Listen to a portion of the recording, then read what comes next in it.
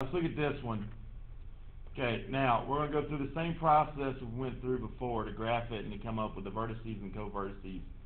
Alright, now, A is always the larger one, okay, and that's always related to our vertices.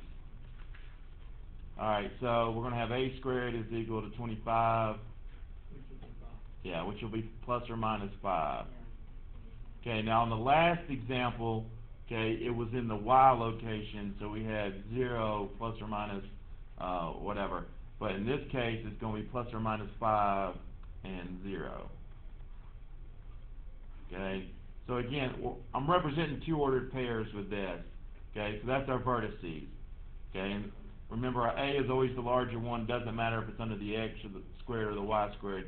It's just whatever the larger one is, and that's our vertices.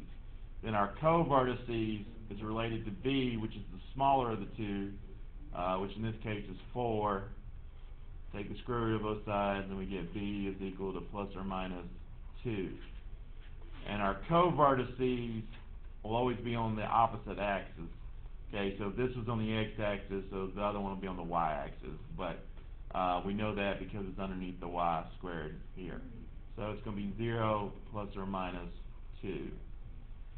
And again, we have enough information here to go ahead and graph it, but I'm going to go ahead and find this. So c squared is equal to a squared minus b squared. Okay, remembering that a squared is always the larger one, so we get 25 minus 4. So c squared is equal to what? 21. Take the square root. Can't really do anything. You can't break it apart, but c is equal to plus or minus the square root of 21.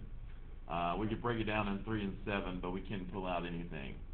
Alright, now remember that this is always going to go on the same axis as our vertices. So it's going to be in the X location. So for this one, what we'll end up with is plus or minus square root 21 and 0.